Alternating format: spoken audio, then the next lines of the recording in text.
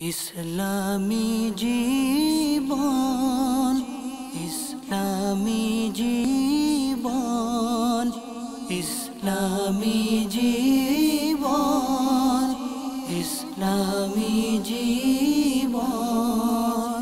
আলহামদুলিল্লাহি রাব্বিল আলামিন ওয়াসসালাতু ওয়াসসালামু আলা সাইয়্যিদিল মুরসালিন আম্মা বা'দ ফাআউযু বিল্লাহি মিনাশ শাইতানির রাজীম বিসমিল্লাহির রহমানির রহিম আসসালাতু ওয়াসসালামু আলাইকা ইয়া রাসূলুল্লাহ ওয়া আলা আলিকা ওয়া আসহাবিকা ইয়া হাবিবাল্লাহ আসসালাতু ওয়াসসালামু আলাইকা ইয়া নবিয়াল্লাহ ওয়া আলা আলিকা ওয়া আসহাবিকা ইয়া নূরাল্লাহ। প্রিয় ইসলামী ভাইয়েরা এবং মাদানী চ্যানেলের দর্শক শ্রোতা, আলহামদুলিল্লাহ আজ্জা ওয়া জাল আরও একটিবার উপস্থিত হয়েছি মাদানী চ্যানেল বাংলার অনুষ্ঠান, যার নাম হচ্ছে ইসলামী জীবন। আলহামদুলিল্লাহ এই অনুষ্ঠানের মধ্যে আমরা এক একদিন একটা বিষয় নিয়ে আলোচনা করে থাকি, তার পাশাপাশি আপনাদের কল SMS-ও নিয়ে থাকি। আসলে অনুষ্ঠানের শুরুতেই দরুদ পাক পাঠ করার সৌভাগ্য হয়েছে। এই দরুদ শরীফ পাঠ করার অসংখ্য ফজিলত ও বরকত রয়েছে। আর যেমনটা আমাদের প্রিয় নবী রাসূল আরবি হুজুর সাল্লাল্লাহু আলাইহি ওয়াসাল্লাম এর যে প্রশংসা করা, গুণগান গাওয়া, এই দরুদ শরীফ পাঠ করা সম্পর্কিত আমির আহলে সুন্নাহ দাওয়াত খাতুমুল আলিয়া বিভিন্ন রিসালার মধ্যে বিভিন্নভাবে মাশাআল্লাহ হাদিস শরীফ তিনি লিখেছেন। যেমনটা একটা রিসালা রয়েছে যার নাম হচ্ছে রহস্যময় ভিক্ষুক। এই রিসালার মধ্যে একটি দরুদ শরীফের ফজিলত তিনি লিখেছেন এরকমই যে প্রিয় নবী রাসূল আরবি হুজুর সাল্লাল্লাহু তাআলা আলাইহি ওয়াসাল্লাম বলেন, যখন তোমরা কোনো কিছু ভুলে যাও তখন আমার উপর দরুদ শরীফ পাঠ করো, তখন তোমাদের ভুলে যাওয়া বিষয়টা স্মরণে চলে আসবে। সুবহানাল্লাহ। তো প্রিয় দর্শক, স্বাভাবিক দেখা যায় আমাদের অনেক সময় আমাদের বিভিন্ন কথা বা কোনো কিছু আমরা স্মরণ থেকে আমাদের থেকে ছুটে যাই, তো আমরা ওই সময় দরুদে পাক পাঠ করি, ইনশাআল্লাহ দেখবেন আমাদের ভুলে যাওয়া বিষয়টা স্মরণে চলে আসবে। আল্লাহ তাআলা আমাদেরকে উপর আমল করার তৌফিক দান করুক। আসলে আমরা মহব্বতের সাথে আরও একটিবার দরুদ শরীফ পাঠ করে নিই। সল্লু আলাল হাবিব সাল্লাল্লাহু তাআলা আলা মুহাম্মদ সাল্লাল্লাহু তাআলা আলাইহি ওয়া আলিহি ওয়াসাল্লাম। তো প্রিয় ইসলামী ভাইয়েরা এবং মাদানী চ্যানেলের দর্শক শ্রোতা, আলহামদুলিল্লাহ ইসলামী জীবন এই অনুষ্ঠানের মধ্যে আমরা আজকের যে বিষয়টা নিয়েছি খুবই গুরুত্বপূর্ণ একটা বিষয়। স্বাভাবিক মানুষের জীবনে সুখ দুঃখ এভাবে অভাব থাকে না, এরকম একটা আমাদের মানুষের সব কিছু মিলেই তাদের জীবন সংগঠিত হয়, জীবন গঠন হয়, জীবন অতিবাহিত হয়। এই অভাব বিষয়টা নিয়ে আজকে আমরা বিশেষভাবে আলোচনা করব। অনেক সময় অভাবের মধ্যে পড়ে মানুষের স্বভাব নষ্ট হয়ে যায়, যেটা একটা প্রবাদ বাক্য আমরা বলে থাকি যে অভাবে স্বভাব নষ্ট। তো আজকে আমরা বিষয়টা রেখেছি এরকমই। অনেকেই বলে যে অভাবে স্বভাব নষ্ট, কিন্তু এটা কি সত্যিকার অর্থে আমাদের কতটুকু এই ব্যাপারে কোরআন ও হাদিসের মধ্যে কি বলা হচ্ছে, এমনকি যারা এরকম অভাবে স্বভাব নষ্টের দিকে ধাবিত হয় সেই বিষয়ে আমরা আরও বিভিন্ন কিছু আজকে অনুষ্ঠানের মধ্যে আমরা জানবো। তো সে সম্পর্কে বিভিন্ন অজানা বিষয় জানার জন্য, বিভিন্ন মাদানী ফুল সংগ্রহ করার জন্য, বিভিন্ন মাদানী ফুল জানার জন্য আমরা আমন্ত্রণ জানিয়েছি আমাদের মোবাইলিকে দাওয়াত ইসলামী মাসুদ হুজুরকে। মাশাআল্লাহ। তো আসুন আর দেরি না করে আজকের অনুষ্ঠানের আলোচ্য বিষয় অভাবে স্বভাব নষ্ট, সেই সম্পর্কে জানবো হুজুর থেকে। হুজুর, আমরা আসলে বলে থাকি অভাবে স্বভাব নষ্ট, এটা বলি, এটা সম্পর্কে প্রথমে আপনি কোন মাদানী ফুল দিবেন? আলহামদুলিল্লাহ রাব্বিল আলামিন ওয়াসসালাতু ওয়াসসালামু আলা সাইয়্যিদিল মুরসালিন।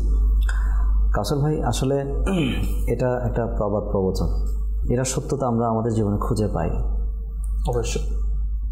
তো এটা যারা লিখেছেন, জি, তো এরা এদের জীবনের বাস্তব অভিজ্ঞতা থেকে এটা লিখেছেন, অথবা তারা দেখেছেন বা তাদের জীবনে ঘটেছে অনেক বছরের অভিজ্ঞতাকে তারা মিলিয়ে এরকম একটা প্রবাদ লেখেন। আর যদি বুজুর্গানে দ্বীনের দৃষ্টিকোণ থেকে যদি দেখি এই বিষয়টা, এই কথাটা, যে প্রবাদ বাক্যটা, তো তাদের অভাবের কারণে তাদের জীবনযাত্রার মান যদিও অনুন্নত ছিল, আচ্ছা আমাদের দৃষ্টিতে অনুন্নত ছিল, কিন্তু তারা আল্লাহ তাআলার দেয়া রাস্তা থেকে, আল্লাহ তাআলার সিরাতে মুস্তাকিম থেকে তারা বিচ্যুত হন না। সুবহানাল্লাহ। তারা এটার উপর অটল ছিলেন। কোনো সময় যদি অভাব তাদের ঘরে চলে আসতো, তারা মারহাবা জানাতো, ওয়েলকাম। আচ্ছা, অভাবকে আরো ওয়েলকাম জানাতো। আজকে খাবার মিলে নাই, ওয়েলকাম। সুবহানাল্লাহ। ক্ষুধা, তুমি আমার কাছে তশরিফ এনেছো। অভাব, তুমি আমার ঘরে এসেছো, তোমাকে অনেক শুকরিয়া জানাচ্ছি, কৃতজ্ঞতা জ্ঞাপন করছি। এই শুকরিয়া আদায়ার্থে তারা সারা রাত নামাজ পড়তেন। সুবহানাল্লাহ। দেখা যেত কোনো সময় তাদের একবেলা খানা মিলে নাই, তো তারা 500 থেকে 1000 রাকাত নামাজ পড়ে নিয়েছেন। সুবহানাল্লাহ। শুধুমাত্র ওইটার শুকরিয়া আদায়, ওই অভাবকে নিয়ামত মনে করি। আল্লাহু আকবার, তুমি আমাকে এটা দান করেছো। তো আমাদের দৃষ্টিকোণে আমরা হয়তো এটার অন্য ব্যাখ্যা দিতে পারি। দুনিয়াবি দৃষ্টিকোণ থেকে আপনি আলোচনা করবেন ইনশাআল্লাহ, আমি যতটুকু আমার অভিজ্ঞতা রয়েছে ইনশাআল্লাহ আলোচনা করবো ইনশাআল্লাহ। মাশাআল্লাহ। আসলে হুজুর আমাদের মাসুদ হুজুর থেকে কিন্তু যে কথাগুলো শুনলাম, এটা শুনে কিন্তু আমাদের অনেকের এটা মনে আসতে পারে যে দেখেন না, আমরা যেই অভাবের সমস্যা প্রভাব বাক্যটা শুনে আসছি, সাধারণ আমাদের একটা মাইন্ডের মধ্যে এই বাক্যটাকে আমরা যেভাবে মনে করে থাকি যে আসলে মানুষের অভাব আসলে এটাকে আমরা একটা বিষয় মানে আমাদের খারাপ চোখে দেখি বা আমরা এটাকে নিচু চোখে দেখি, সেই মানুষের অভাব এসেছে। কিন্তু যেটা এই কথাটা বললেন, যারা আমাদের পূর্ববর্তী বুজুর্গানি কেরাম তারা অভাবকে ওয়েলকাম জানাতো এবং অভাব আসলে তারা খুশিত হতো এবং খুশিতে সুক্রিয়ার্থে 500 থেকে 1000 টাকা নফল নামাজ আদায় করে দিতেন যে আমার ঘরে অভাব চলে এসেছে। কেননা এই অভাবকে আল্লাহ তাআলার পক্ষ থেকে নিয়ামত বলা হয়েছে। আল্লাহু আকবার। দেখেন না, জি আসলে অভাব অনেক ধরনের হতে পারে। আচ্ছা, আমরা অভাব শব্দটা শোনার সাথে সাথে আমাদের মন মানসিকতায়, আমাদের মানসপটে যেটা ভেসে ওঠে সেটা হচ্ছে সম্পদের অভাব। স্বাভাবিকত আমরা এটাকে এটাই অভাব মনে করি। জি, তো হুজুর পাক সাল্লাল্লাহু আলাইহি ওয়াসাল্লামের দরবারে এ নিয়ে আলোচনা হচ্ছিল। তো হুজুর পাক সাল্লাল্লাহু আলাইহি ওয়াসাল্লামের হাদিসে পাকের সারমর্ম আমি আরজ করছি। জি, হুজুর পাক সাল্লাল্লাহু আলাইহি ওয়াসাল্লাম ইরশাদ করলেন, জিজ্ঞেস করলেন যে মুফলিস কারা? অভাবগ্রস্ত মুফলিস জি, অভাবগ্রস্ত কারা? আচ্ছা, তো সাহাবা একরাম আলিম রিদওয়ানহু বললেন, যাদের সম্পদ কম তারাই অভাবগ্রস্ত। স্বাভাবিক, যেটা আমরা এখন বলতে, তারাই অভাবী। না, অভাবী সে যে কিয়ামতের দিন অনেক নেকি নিয়ে উঠবে, কিন্তু তার পক্ষ থেকে যারা হক পাবে, হকদাররা তার আমলগুলো আস্তে আস্তে নিয়ে নেবে। তার সন্তান নিয়ে যাবে, তার বাবা, তার স্ত্রী, তার কন্যা, এভাবে যে তাদের হক দুনিয়াতে নষ্ট করেছিল, সে যাদের হক নষ্ট করেছে তারা তাদের প্রাপ্য হিসেবে ওই দিন তো কোনো ডলার আর টাকা চলবে না, সেই দিন নেক আমলের সওয়াব দ্বারায় ওই দিন তাদেরকে বিদায় করতে হবে। শেষ পর্যন্ত এমন হবে নেকির ভান্ডার ফুরিয়ে যাবে, তার তখন ভান্ডারে যখন নেকি থাকবে না, ওই ব্যক্তি হকদার ব্যক্তি প্রাপ্য যে পাচ্ছেন, ওনার যে গুনাহ রয়েছে গুনাহগুলা এর ভাগে দেয়া হবে। তো তখন হাদিসে পাকের মধ্যে এটাই বোঝানো হলো যে আসল অভাবী হচ্ছে সে যার নেকি কম। না, আমরা যেটা মনে করি কি সম্পদের অভাব, টাকার অভাব, আসলে সত্যিকার তো অভাবী সেই তার থেকে নেকি।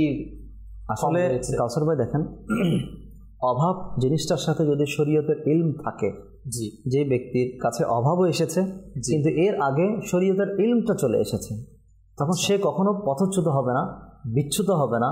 সে না দুনিয়ার মধ্যে সে তার পদস্খলন ঘটবে, না সে সমাজের মধ্যে ঘৃণিত নিন্দিত কোনো কাজ করতে পারে। সে ইনশাআল্লাহ আল্লাহ তাআলা দয়া সে দুনিয়ার মধ্যে কারো দ্বারস্থ হবে না। আচ্ছা, যদিও তার মধ্যে অভাব রয়েছে, শর্ত হচ্ছে তার ঘরে তার কাছে আগে ইলমে দ্বীন শরীয়তের ইলমটা জ্ঞানটা আসতে হবে। সুবহানাল্লাহ। আসলে যদি শরীয়তের ইলম পরে আসে আর অভাবটা আগে চলে আসে, তখন একটু ডিস্টার্ব দেখা যায়, যার কারণে আমরা বিভিন্ন খারাপ পথ বেছে নিই। জি, এবং কারেন্টের লাইনের মধ্যে আমরা যখন দেখি, যেটা যারা এই বিষয়ে অভিজ্ঞ তারাই ভালো জানবেন, যদি কারেন্ট মনে করেন যেখান দিয়ে আগে আসার কথা ওখান দিয়ে আসে অন্য জায়গায় দিয়ে আপনি দিয়ে দেন, তখন কি হতে পারে? প্রথমে আপনার মিটারে বা যেখানে আসা দরকার ওখানে আসতে হবে, এরপর ওখান থেকে সাপ্লাই হবে। সাপ্লাই ওখানে না দিয়ে আপনি যদি পেছনের জায়গা দিয়ে দেন, তখন মানুষ মৃত্যুবরণ করতে পারে। তো আমাদের বাচ্চাদেরকে আগে শরীয়তের ইলম শেখানো দরকার। রাসূল পাক সাল্লাল্লাহু আলাইহি ওয়াসাল্লাম দেখেন কত হিকমতময় বাণী, যে আমরা যখন সাবালিক হব, প্রাপ্তবয়স্ক হব বা প্রাপ্তবয়স্কা কোনো ইসলামী বোন হবে, একজন পুরুষ প্রাপ্তবয়স্ক হচ্ছে 12 থেকে 15 বছর বয়সের মধ্যে সে প্রাপ্তবয়স্ক হয়। একজন ইসলামী বোন, একজন মেয়ে বাচ্চা প্রাপ্তবয়স্কা হয় 9 থেকে 15 বছর বয়সে। 15 বছর বয়সে হুজুর পাক সাল্লাল্লাহু আলাইহি ওয়াসাল্লাম ইরশাদ করছেন, তোমরা তাদেরকে শরীয়ত শিক্ষা দাও, তাদেরকে নামাজ শিক্ষা দাও 7 বছর বয়সে। আচ্ছা, আগেই প্রস্তুতি, আগে ইবাদতের সব আহকাম সে যেন শিখে রেডি। আপনি কালকে দোকান উদ্বোধন করবেন কাউসার ভাই, অনেক আজকে বা 1 মাস ধরে তো ওই দোকান আপনি ডেকোরেশন করেন, অনেক কিছু সাজান, মালপত্র সবকিছু আনেন, তারপরে ব্যবসা শুরু করেন না, বাইরে থেকে ব্যানার আগে থেকে লাগিয়ে। হ্যাঁ, তো দেখেন আমি কালকে থেকে আমার উপর নামাজ ফরজ হবে মনে করেন, আজকে থেকে নামাজের আমার কোনো ভিতরে ব্যস্ততা নাই, প্রস্তুতি নাই, ইলম শিখি না, এটা নামাজটা ভাঙবে কিভাবে বা মানুষের সাথে লেনদেন কিভাবে করতে হবে, মা বাবার সাথে সদাচরণ কিভাবে করতে হবে, শরীয়তের যা বিধান আমার উপর ফরজ হচ্ছে কালকে থেকে, সেটা আজ পর্যন্ত আমি শিখি নাই। তো কালকে থেকে আমি কিভাবে আমলের ব্যবসায় নামতে পারি? শয়তান আমাকে তো মিসগাইড করবেই, অবশ্যই করবে। তো দেখেন আজ পর্যন্ত গুনাহ লেখা হচ্ছে না, কিন্তু কাল থেকে যখন আমি মুকাল্লাফ হব, অর্থাৎ আমার উপর শরীয়তের বিধিবিধান ফরজ হবে, আমি সাবালিক হব, তখন আমার কিন্তু নেকিও দেওয়া হবে, আমাকে গুনাহও দেওয়া হবে। এখন সেই হিসেবে তো অভাবটা আসার আগেই আমাদেরকে শরীয়তের ইলম যদি মা বাবা শিক্ষা দিয়ে দেন, আল্লাহ তাআলার উপর তাওয়াক্কুল করা, আল্লাহর উপর ভরসা করা, সেই একটা ইলম, এবং যা পেয়েছি তাতেই আলহামদুলিল্লাহ, আল্লাহ তাআলার শুকরিয়া আদায় করা, যে আল্লাহ আলহামদুলিল্লাহ, এবং যে আল্লাহ তাআলা আমাদেরকে শরীরের মধ্যে যে সকল নিয়ামত দান করেছেন এগুলোর উপর নিয়মিত শুকরিয়া আদায় করা, এগুলো যে আমাদের মা বাবারা যদি আমাদেরকে শিক্ষা দেন না, তো বাচ্চা কখনো অভাবের মধ্যেও আল্লাহ তাআলা এবং আল্লাহ ওয়ালাদেরকে ভুলবে না। মানে হচ্ছে আপনার কথা থেকে বোঝা গেল কি, আমরা যখন যেরকমই আপনি যেটা বললেন, কোনো কিছু আমরা সংকটিত কোনো কিছু যখন করতে যাই, কোনো গন্তব্য স্থান বা যা কিছু করতে, তার আগে আমাদের প্রস্তুতি এখানে নেই। স্বাভাবিকত আমাদের জীবনে অভাব এটা আসতেই পারে, আসবে।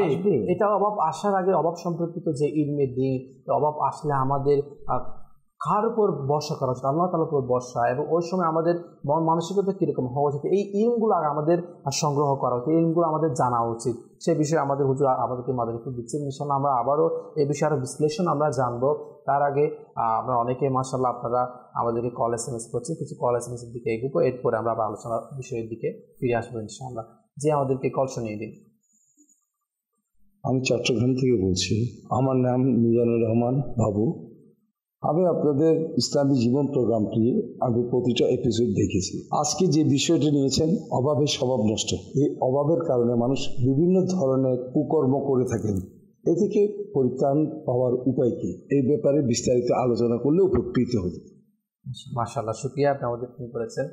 আল্লাহ তাআলা বরকত দান করুক। এবং আপনি যে বিষয়টা বলেছেন যে আমরা অনেকেই অভাবের মধ্যে পড়ে বিভিন্ন কুকর্মের মধ্যে দেখা যায় লিপ্ত হয়েছে, ইনশাআল্লাহ এই বিষয়ে আমরা আমাদের হুজুর থেকে জানবো। আমাদের সঙ্গে থাকুন ইনশাআল্লাহ। পরবর্তী কল। ব্রাহ্মণবাড়িয়া থেকে বলছি, আমার নাম মোহাম্মদ গুলাম ইয়াসিন। আমি আপনাদের অনুষ্ঠান ইসলামী জীবন প্রতিনিয়ত দেখি, আমার খুব ভালো লাগে। এর থেকে আমাদের অনেক মাদানী ফুল আছে, আমাদের জন্য এই মাদানী ফুলগুলো অনেক গুরুত্বপূর্ণ। দোয়া করবেন যাতে আমাদের জীবনে এই মাদানী ফুলগুলো বাস্তবায়ন করতে পারি। মাশাআল্লাহ মাশাআল্লাহ, আল্লাহ তাআলা বরকত দান করুক। আমরা নিজেরাই এভাবে মাদানী চ্যানেল দেখি, অপরকে দেখার দাওয়াতে দেখবেন ইনশাআল্লাহ অনেক বরকত হবে, আমাদের ঘরের মধ্যে বরকত হবে, আমাদের রোজগারের মধ্যে বরকত হবে ইনশাআল্লাহ। আর অনেকে মাশাআল্লাহ আমাদেরকে SMS করেছেন স্ক্রিনে দেওয়া নাম্বারের মাধ্যমে, যেমনটা একজন সালাম দিয়েছেন, ওয়ালাইকুম আসসালাম ওয়া রাহমাতুল্লাহি ওয়া বারাকাতুহু, লিখেছেন কেমন আছেন আপনারা, আলহামদুলিল্লাহ। লিখেছেন সবাই মাদানী চ্যানেল আমাদের জীবনের সবচেয়ে বড় উপহার, মাদানী চ্যানেল আমাদের জীবনের সবচেয়ে বড় উপহার লিখেছেন, এই উপহারটা দেওয়ার জন্য মুবারকবাদ। মাশাআল্লাহ, আসলেই মাদানী চ্যানেলের বরকতের কথা কী বা বলবো, আপনার নিজের চোখের সামনে যে মাদানী চ্যানেল বরকতে মানুষ কত মানুষ গুনাহ থেকে বাঁচার এবং নেক আমল করার সৌভাগ্য হচ্ছে।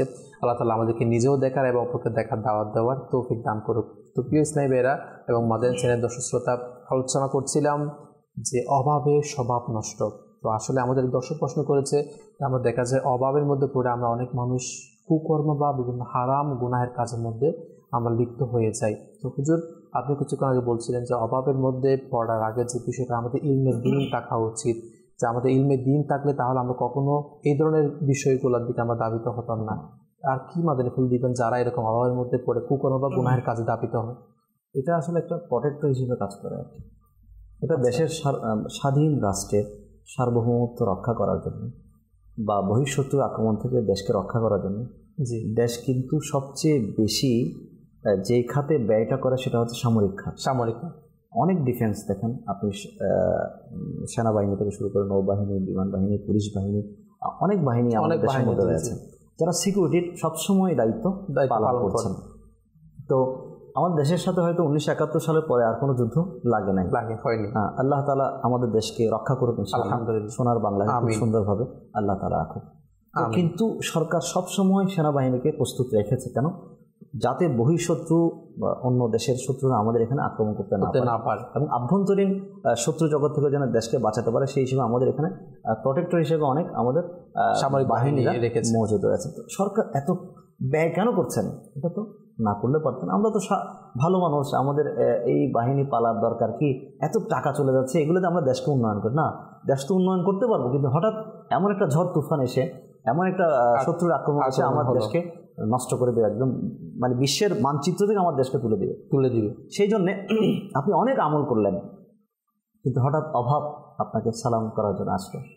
তখন আপনি পূর্ব প্রস্তুতি আপনার নাই, ইলমের প্রস্তুতি নাই। সবচেয়ে বড় প্রস্তুতি হচ্ছে এই অবস্থায় আপনি আল্লাহ তাআলার উপর কীভাবে ইয়াকিন রাখবেন, ভরসা রাখবেন, কীভাবে শরীয়ত সম্মত পথে আপনি এগুলে অভাব আপনার সাথে বন্ধুত্ব করবে, আপনার সাথে হৃদ্যতা পোষণ করবে না। তো সেই জিনিসটা আপনি না শিখে আপনি অভাবকে যখন ওয়েলকাম জানালেন তখন আপনি ঘাবড়ে যাবেন। তখন হয়তো শয়তান আপনাকে আক্রমণ করে বসবে, এবং আপনি এমন এমন কথা বলে ফেলবেন। অভাবের মানুষ এমন স্বভাব নষ্ট হয়, প্রথমত অনেক কথার কারণে ঈমান নষ্ট হয়ে যায়।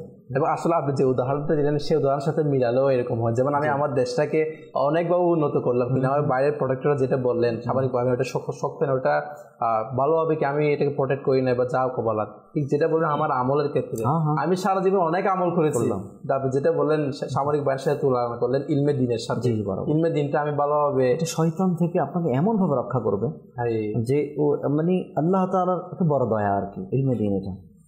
তো আপনার ইলমে দিন না থাকার কারণে হয়তো মানুষ এমন বকে বসে, কথা মুখ দিয়ে এমন চলে আসে যে আল্লাহ তাআলার উপর তারা অপবাদ দেয়, আল্লাহ তাআলাকে মানে তিরস্কার করে, আল্লাহ তাআলার কুদরতের উপর তারা অস্বীকারমূলক অনেক কথা বলে ফেলে যে আমি কোন গুনাহটা করলাম,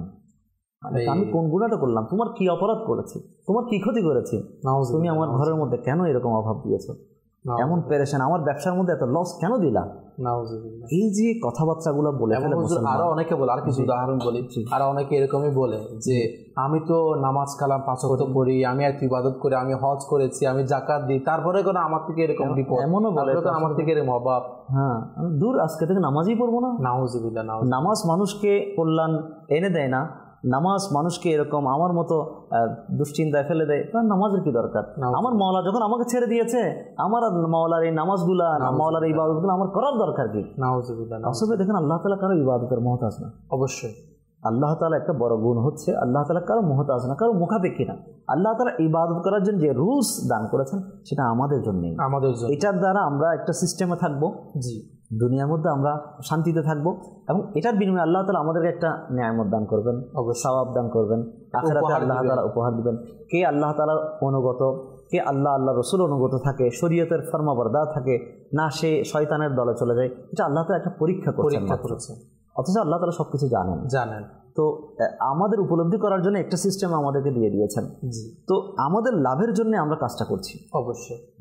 তো এখন যদি আল্লাহ তাআলাকে এরকম বলে বসি তো আমার ঈমানটাই চলে গেল। অভাব সবচেয়ে বড় অভাব হচ্ছে কাউসার ভাই ঈমানের অভাব। আমার টাকা পয়সা নাই আজকে, কিন্তু এটা শুকরিয়া আদায় করতে পারি, আল্লাহ তুমি আমার ঈমানকে তো ঠিক রেখেছো, আমাকে তুমি মুসলমান রেখেছো, আলহামদুলিল্লাহ। আল্লাহ তোমার নবীর আশিক হিসাবে আমাকে রেখেছো, আল্লাহ আমি তোমার বাস শুকরিয়া আদায় করছি, আল্লাহ তুমি আমাকে তো ঠিক রেখেছো। ঈমানের ঘাটতি, এটা হচ্ছে সবচেয়ে বড় ঘাটতি। এটাই হচ্ছে আসল মূল্যবান সম্পদ, যেটার ব্যাপার আমরা আমাদের সন্তানদেরকে অবহিত করি না, শিখাই না। ঈমান নামক একটা জিনিস আছে, এটা দেখা যায় না, তো এটাই আমাদেরকে পরিচালিত করছে। আর ওই ঈমানের মূল হচ্ছে আল্লাহ রাসূল সাল্লাল্লাহু আলাইহি ওয়াসাল্লাম। রাসূলের প্রেম আমাদের অন্তরে যত বাড়বে, আমাদের ঈমানের আলোকবর্তিকা তত বাড়তে থাকবে ইনশাআল্লাহ। যত দূর আলোকিত হবে, শয়তান তত দূর পালাতে থাকবে। তাই শয়তান থেকে আমাদের আমলকে বাঁচানোর জন্য আমাদের দরকার হুজুর পাক সাল্লাল্লাহু আলাইহি ওয়াসাল্লাম বেশি বেশি আলোচনা করা, শরীয়তের উপর আমল করা। এটা হচ্ছে দেখেন যে এরপর সবচেয়ে বড় যেটা দিক সেটা হচ্ছে আল্লাহ তুমি আমাকে তো শারীরিকভাবে তো ত্রুটি মুক্ত রেখেছো, এই অভাবটা তো আমার নাই। দেখেন কাউসার ভাই সবচেয়ে বড় অভাব হচ্ছে এইটি। দেখেন অনেকের কোটি কোটি টাকা আছে, কিন্তু তার একটা চোখ নেই। আল্লাহ, যার কোটি কোটি টাকা নাই কিন্তু শারীরিকভাবে সে সুস্থ, সে বলছে প্রতিদিন আমি অভাবে আছি, আমাকে এ দাও সে দাও, চেয়ে বসে। তাকে গিয়ে যদি বলেন ভাই তোমার একটা চোখ আমাকে দিয়ে দাও, আমি এখন বের করে নিব, তোমাকে 1 কোটি টাকা দিচ্ছি, একটা চোখ দিয়ে দাও, না আমি দিব না। যদি বলেন তোমার হাত একটা দিয়ে দাও, সেটা আমাকে দিয়ে দাও, তোমাকে আমি দিচ্ছি, তোমার যা দরকার তাই দিচ্ছি, না আমি তো আমার শরীরের কোনো অংশ তোমাকে দিতে রাজি না। আল্লাহ, কেউ দিবে না। হ্যাঁ, তখনই বোঝা যায় মূল্যায়নটা, অর্থাৎ কি মূল্যবান জিনিস আল্লাহ তাআলা আমাদেরকে দান করেছেন। শারীরিকভাবে আমাকে সব কিছুতে ওকে রেখেছেন, আচ্ছা ভেতরগত দিকে আমি সুস্থ আছি। এই সময় ওই সকল ব্যক্তিকে আপনি একটা মেসেজ দিবেন না, যারা মনে করেন এই সময় একসময় তারা সম্পত্তি, ঘর বাড়ি কোনো কিছু অভাব ছিল না, একসময় দেখা গেল হঠাৎ তার সম্পত্তি, তার ঘর বাড়ি কোনো একটা কারণে সবকিছু চলে গিয়েছে। ওই সময় ওই ব্যক্তিকে এই কথাটা বলতে পারে না, যাক আল্লাহ তাআলা আমাকে শরীর সুস্থ রেখেছে, আলহামদুলিল্লাহ, আল্লাহ তুমি আমার ঈমান সালামত রেখেছো, ঈমানকে ঠিক রেখেছো, আল্লাহ তোমাকে চেনা থেকে আমাকে দূরে সরাও নাই, আল্লাহ বাস তুমি আমাকে এতটুকুতে রাখো। কাউসার ভাই দেখেন এগুলো সম্পদ, এগুলো তো দুদিনের না। আপনি যখন আমি যখন দুনিয়াতে এসেছিলাম কে কত সম্পদের মালিক ছিলাম, মালিক তো আমার আব্বা আম্মা ছিল হয়তো, দুনিয়ার মধ্যে সম্পদ ছিল। সেই আল্লাহ তাআলা আমাকে মানে ওই অবস্থায় বড় করেছেন, অবস্থা থেকে বড় করেছেন, হাঁটতে শিখিয়েছেন, কথা বলতে শিখিয়েছেন, সব কিছু করেছেন। এরপর আল্লাহ তাআলা আমাদেরকে নিয়ামত হিসেবে দুনিয়ার এই সম্পদ দান করেছেন। জি, সবচেয়ে বিবেকবান, সবচেয়ে বিচক্ষণ ব্যক্তি তিনি, যিনি সম্পদগুলোকে আল্লাহ তাআলার দেয়া রাস্তার মধ্যে খরচ করেন, সুবহানাল্লাহ, যাকাতের মাধ্যমে, সদকার মাধ্যমে এবং বিভিন্ন গরিব দুঃখীদেরকে সাহায্য করার মাধ্যমে। কালকে একটা জিনিস চিন্তা করছিলাম, ক্লাসে পড়াচ্ছিলাম, আচ্ছা যাকাতের বিষয়। তো দেখেন বাচ্চাদেরকে উদাহরণ দিতে গিয়ে বললাম, দেখো এখন তোমাদের কাছে 10 টাকা আছে, যদি বলা হয় একটা টাকা দান করো, দান করা সহজ। 100 টাকা আছে, যদি বলা হয় 2.5 টাকা দান করো, সহজ।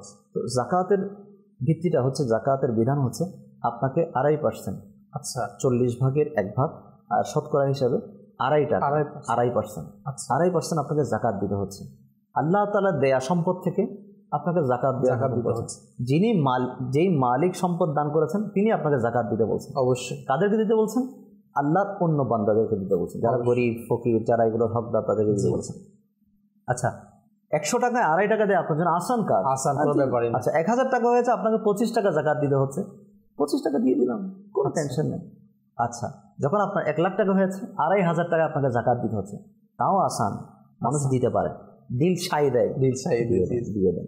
যখন আপনার 1 কোটি টাকা হলো, একটু কষ্ট, 1 কোটি টাকার মধ্যে 2.5 লাখ টাকা দিয়ে দিতে হবে। এখন তার মাথায় 2.5 লাখ টাকা দিয়ে একটা সিএনজি পাবো, একটা ছোটখাটো ব্যবসা প্রতিষ্ঠান করতে পারবো, একটা ভালো মোটরসাইকেল পাবো। আমি কেন আমি দেবো? কত কষ্ট করে আমি এটা অর্জন করেছি। আচ্ছা এখানে মানুষ ধোকা খেয়ে যায়। এরপর দেখেন, আচ্ছা 1 কোটি টাকা, এটা তো স্বাভাবিক, এখন আমাদের বাংলাদেশের মধ্যে অনেকের কোটি টাকা, যার 100 কোটি টাকার সম্পদ আছে, 100 কোটি টাকার, এখন তাকে এখন 2.5 কোটি টাকা যাকাত দিতে হচ্ছে। 100 কোটিতে 2.5 কোটি টাকা, 2.5 কোটি, অনেকের পুরো খানদান চলে যাবে। 2.5 কোটি টাকা যদি আপনি কাউকে দেন, তার 7 পুরুষ হয়তো খেয়ে দিয়ে মোটামুটি পুরো লাইফটা সে পার করে দিতে পারবে। সে বলছে আমি 2.5 কোটি টাকা কীভাবে যাকাত দিব? তখন তার অন্তরের মধ্যে এটা মানে না, আল্লাহ তাআলার রাস্তায় যাকাত যে মালিক আমার দিয়েছে, সে মালিকে আমাকে দেওয়ার জন্য হুকুম করেছে না, আমার দেতে কার্পণ্যতা কোথায়? তো একটু চিন্তা করা দরকার, জি আল্লাহ তাআলার দরবারে শুকরিয়া আদায় করা দরকার।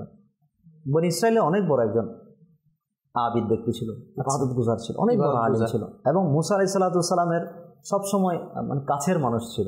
জি আচ্ছা, আত্মীয়তার ক্ষেত্রে মুসা আলাইহিস সালামের বংশেরই ছিল। আচ্ছা খুব মান্য করত, আল্লাহ তাআলা তাকে অনেক সম্পদ দান করেছে। আচ্ছা যার ইতিহাসের মধ্যে যার আমরা নাম জানি কারুন হিসেবে, কারুনের সম্পদ আমরা বলি না, অনেক সম্পদ, অনেক বড় আলিম ছিল। যখনই স্বাভাবিক যাকাতের বিষয়টা যখন আসলো, ফরজ হলো যে সম্পদের যাকাত দাও, কত সম্পদ? 2.5% যাকাত দাও। তখন আরো কম ছিল যাকাত যেটা দিতে বলেছেন। জি আমি কেন যাকাত দিব? মুসা আলাইহিস সালাম আমার ভাই, আমার উপর ট্যাক্স বসাচ্ছে, আমার সম্পদের প্রতি নজর দিয়েছে, মানুষ মানে শয়তান খারাপভাবে বিভিন্নভাবে তাকে মানে প্ররোচিত করছে। সম্পদ না, মুসা গরিব তো, সম্পদ চাচ্ছে, তোমার সম্পদের দিকে নজর দিয়েছে এই জন্য। হ্যাঁ এই জন্য ভাই, তোমার কাছে ইলম আছে, তোমার কাছে অনেক কিছু আছে, তুমি না এটার হকদার। মুসা কি হবে? আস্তে আস্তে সে অস্বীকার করতে বসলো, এমনকি শেষ পর্যন্ত সে মুরতাদ হয়ে গেল, মানে দিন ত্যাগ করে বসলো। তখন আল্লাহ তাআলার দরবার থেকে ফয়সালা, মুসা আলাইহিস সালামের দোয়া, মাটি জমিন তাকে গ্রাস করে ফেললো, তার সম্পদ দুনিয়াতে রয়ে গেছে। এখন মুসা আলাইহিস সালাম বললেন, আল্লাহ এখন মানুষ বলবে আমি বদদুয়া করেছি, সে মারা গেছে বা তাকে জমিন গ্রাস করে ফেলেছে, তার সম্পদ আমি একা ভোগ করার জন্য, আল্লাহ এই সম্পদের দরকার নেই, প্রয়োজন নেই। তখন আবার দোয়া হলো, আল্লাহ তাআলার দয়ায় ওই সম্পদ মাটির সাথে মিশিয়ে দেওয়া হলো তার। এমন সম্পদ ছিল, মানে অনেক উট লাগতো তার সিন্ধুকের চাবি বহন করার জন্য। আচ্ছা এত সম্পদের শুধু সিন্ধুক যেটা আছে সিন্ধুকের চাবি বহন করার জন্য অনেক উট লাগতো, উটের পাল রাখতো। আল্লাহু আকবার। একটা উটের বোঝাই কতটুকু হতে পারে আপনি চিন্তা করে দেখেন, কতটুকু মাল সে, যাকে মরুভূমির জাহাজ বলা হচ্ছে, সে কত চাবি বহন করতে পারে। মানে এত সম্পদশালী ব্যক্তিকে আল্লাহ তাআলা ধ্বংস করে দিয়েছেন, আর আজকে আমরা এত সম্পদশালী সাদা তার সাথে অনেক কম, তারপর আজকে আল্লাহ তাআলা যারা এখানে একটা এই কথাটাও বলতে পারি আমরা, যেরকম আমরা বলি অভাবের স্বভাব নষ্ট, ঠিক সেরকম যারা অধিক সম্পদশালী তাদের স্বভাব আরো বেশি নষ্ট হয়ে যায়। কাউসার ভাই, আস্তে আস্তে ইমান নষ্ট হয়ে যায়। ইমানটা যদি নষ্ট হয়ে যায়, আমি আর থাকলাম কেন দুনিয়াতে আসাটা তো আমার বৃথা। আল্লাহ তাআলার দিন থেকে যদি আমি দূরে চলে যাই। তাই মাদিজানের দর্শকবৃন্দ সবাইকে বলবো যে অভাব যখন আসে তখন মুচকি হেসে তাকে কবুল করে নেন। আল্লাহ তোমার পক্ষ থেকে যে সওগাত পাঠিয়েছে কবুল, তুমি দয়া করো আল্লাহ। এটার সাথে মোকাবেলা করার মতো আমার কোনো যোগ্যতা নেই। আল্লাহ তোমার দয়া এবং তোমার উপর বিশ্বাস যেটা আমি রাখি, এটাই হচ্ছে আমার সবচেয়ে বড় সম্বল। আল্লাহ তুমি আমাকে দয়া করো।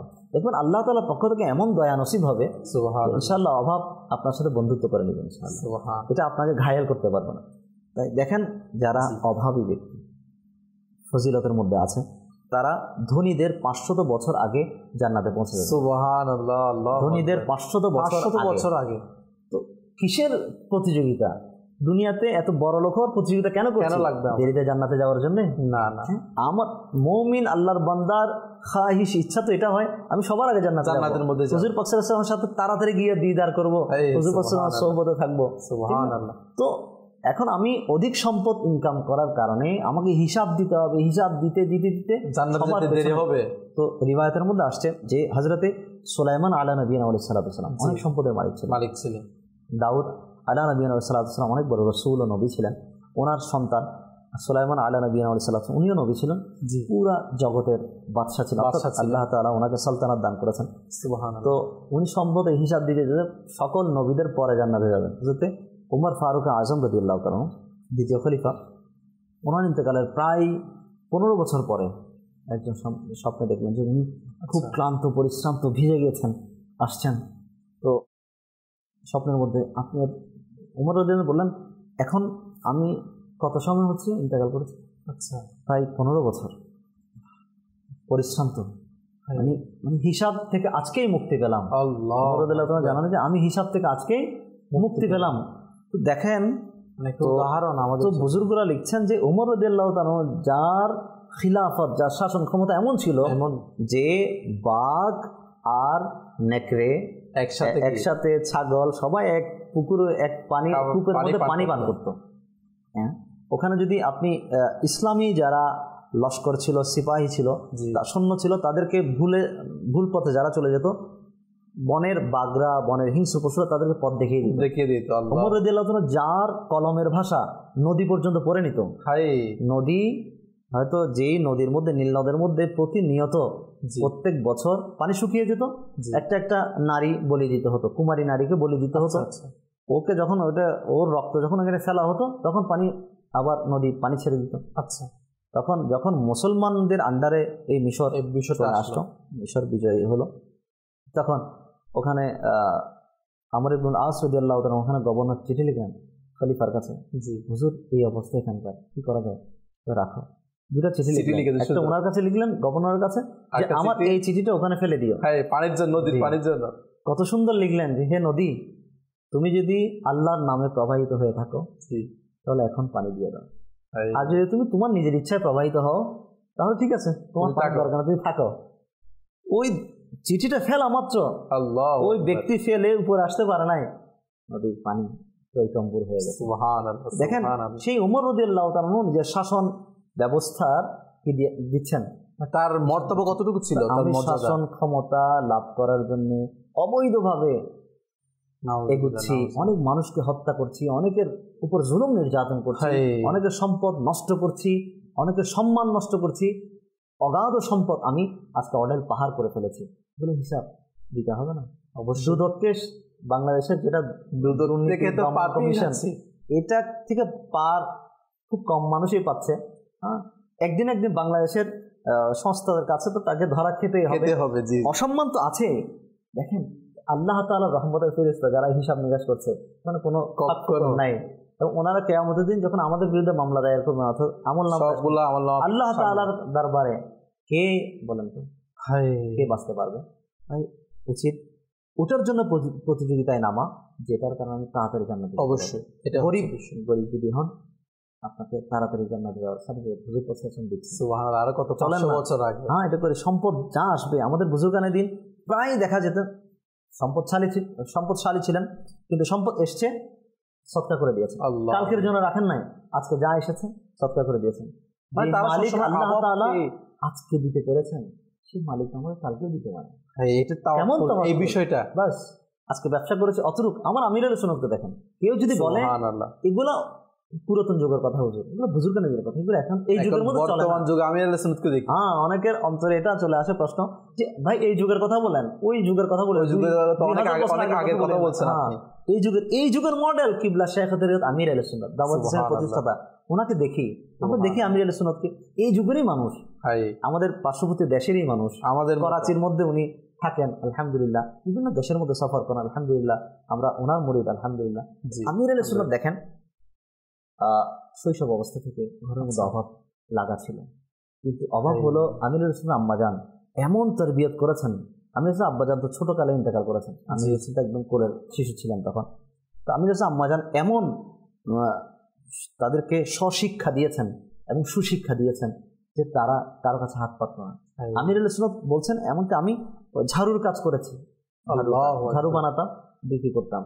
তো দোকানের মধ্যে বা কারো বড় ঘরের মধ্যে অনেক আয়োজন হয়, অনেক কিছু মরিচ মশলা ইত্যাদি এগুলো রেডি করে দিতে হয় না, এরকম অনেক জিনিস আমির আহলে সুন্নাতের আম্মাজানরা বোন এনারা ঘরের মধ্যে এগুলো রেডি করে দোকানের মধ্যে পাঠিয়ে, এটার বিনিময়ে কিছু অর্থ পেতেন। তো এটাতে নিন্দার কি আছে? আমি হালাল কাজ করছি। আপনি এটা যেটা বললেন আমির আহলে সুন্নাতের বিষয়টা, আমির আহলে সুন্নাতের বাবাও মারা গিয়েছেন এবং বড় ভাইও ইন্তেকাল করেছেন।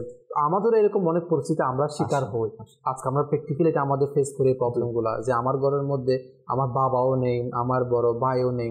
অনেক সময় আমরা দেখেছি এরকম সন্তানরা, এরকম যুবক ভাইকে দেখা যায় কি তারা এই সময়ে তখন সে চিন্তা করে আমি তো অভাবের মধ্যে আছি, এখন আমি কি করবো, আমার এরকম সমস্যা আমি ভুগছি, এখন আমি কি করবো, এখন তো আমার অভাব। সেই জন্য সে দেখা যায় কি খারাপ ইনকামটা বেছে নেয়, এমন কিছু পথ যেটার মাধ্যমে অল্পতে কি টাকা চলে আসে, কিন্তু এটা হালাল নাকি হারাম দেখে না। তো তাদের জন্য আজকে প্র্যাকটিক্যালি আমাদের চোখের সামনে আমি দেখেন যখন বড় হলেন তখন তিনি কিছু ছোটখাটো সামান নিয়ে ফেরিওয়ালার মতো আর কি আমির আহলে সুন্নাত খুব সুন্দরভাবে এটা নিজের দোকান সাজিয়েছেন, ওখানে বিক্রি করতেন, এতটুকু বিক্রি করতেন আজকের দিনে পরিবার চালানোর মতো যতটুকু খরচ দরকার ততটুকু যখন হয়ে গেছে আমির আহলে সুন্নাত ব্যবসা উঠিয়ে ফেলতেন, বাস শেষ।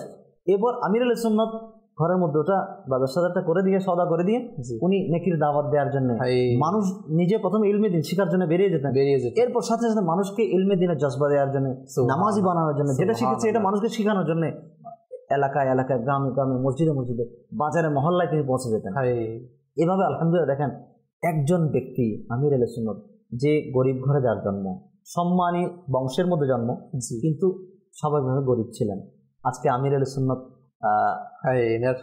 ওনার বাদশাহী দেখেন, আমি বললাম আমার দুনিয়ার কুরসি দুনিয়ার এই আসনের দরকার নাই, যে আসনের মেয়াদ হয়তো 5 বছর বা 10 বছর বা 20 বছর, মানুষ এতদিন সম্মান করবে, কিন্তু গোসে পাকের গোলামি যখন কবুল করে সরকার আলম সাল্লাল্লাহু আলাইহি ওয়াসাল্লাম দরবারের কুকুর যখন হয়েছি আলহামদুলিল্লাহ, তো এটা মানুষের অন্তরের সিট আমার নসিব হয়ে গেছে, মানুষ তাদের অন্তরের আসন আমাকে বসিয়ে নিয়েছে আলহামদুলিল্লাহ। এটা বলা হচ্ছে কবুল করছে। দেখেন মাদিনী মুজাকারা দেখি উনি বলছেন আমার ইচ্ছা হচ্ছে 1212টা মসজিদ বানাবো, পুরো দুনিয়ার 1212টা মানুষ সারা জীবনে একটা মসজিদ বানাতে পারে না, বানালেও ওটার খরচ সামলাতে ইমামের বেতন ইত্যাদি খুব কষ্ট হয়ে যায়, পুরো সমাজ পিছনে পড়ে থাকে। এটা আমি একটু ইশারা করেছেন, 1212টা মসজিদ ইনশাআল্লাহ হয়ে যাবে। আমাদের রুকনে শুরা বলছেন যে, নিগরানি শুরাও বলছেন যে শুধু আমাদের আমির আহলে সুন্নাত দেশের মধ্যে যে 1600টা ডিভিশন রয়েছে, প্রত্যেক ডিভিশন যদি একটা একটা মসজিদ বানায় তো 1600 হয়ে গেল। এবং এটা দেখেন না হুজুর, যেটা 1212 মসজিদ, এটা তো আমার নবীর দুশমনদের বিরুদ্ধে একটা কি, হ্যাঁ ওইটা বল না, তার আগে তো আরো কত হাজার মসজিদ। আলহামদুলিল্লাহ মাদানী চ্যানেল দিয়েছেন, এটা তো শয়তানের বিরুদ্ধে না। আলহামদুলিল্লাহ একটা চ্যানেল, একটা ইউটিউব চ্যানেল চালাতে অনেকের কষ্ট হয়ে যায়। আমির আলাইহিস সালাম দেখেন পুরো 3টা চ্যানেল চালাচ্ছেন আলহামদুলিল্লাহ ইশারার মধ্যে, কিছু নাই। আমি তো বলছেন আমার উপর যাকাত ফরজ হয় না, যা আসে যা ইনকাম হয় তা সদকা করে দেন।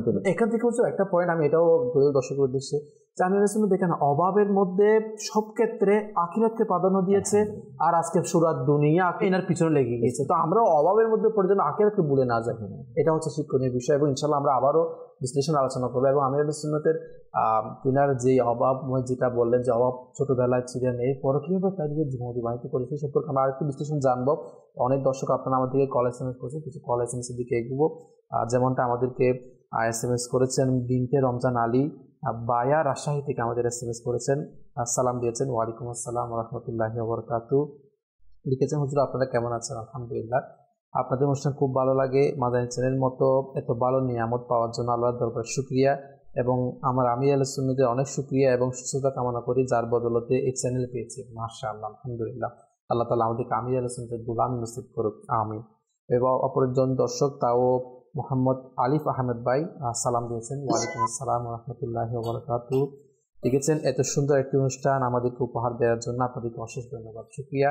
আপনাদের মাশাআল্লাহ উৎসাহ প্রদান করা শুকরিয়া জ্ঞাপন করছে। আবারও আর কিছু কল নিব, যে আমাদেরকে কল শুনিয়ে দেন। আমার নাম মোহাম্মদ নাসির, আমি ঢাকা থেকে বলতেছি।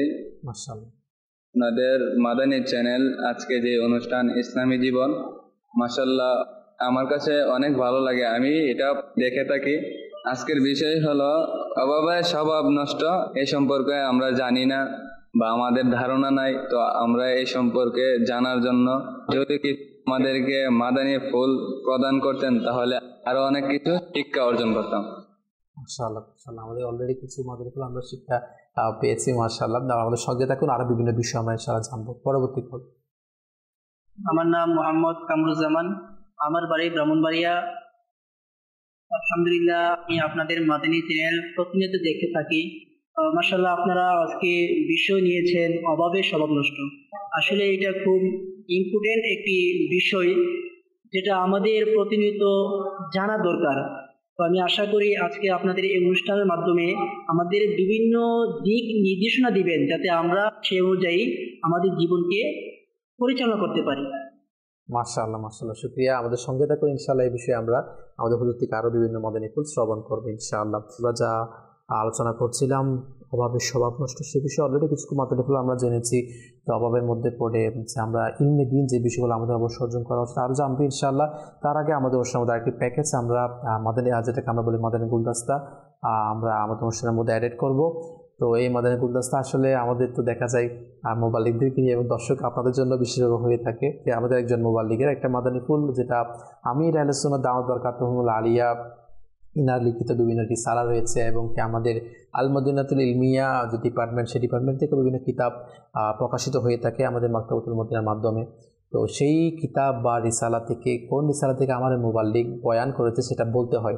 আমাদের মোবাল্লিক মাশাআল্লাহ মাসুদ হুজুর থেকেও আজকে আমরা এই সেগমেন্টটি অ্যাড করবো মাসুদ হুজুরের মাধ্যমে। তো আসুন আমরা দেখে নিই আমাদের মোবাল্লিকের সেই বয়ানটি। মাশাআল্লাহ, যে আমাদেরকে এমসিল ইসলামের কাছে অনুরোধ করবো আমাদেরকে ওই ভিডিও দেখিয়ে দিই।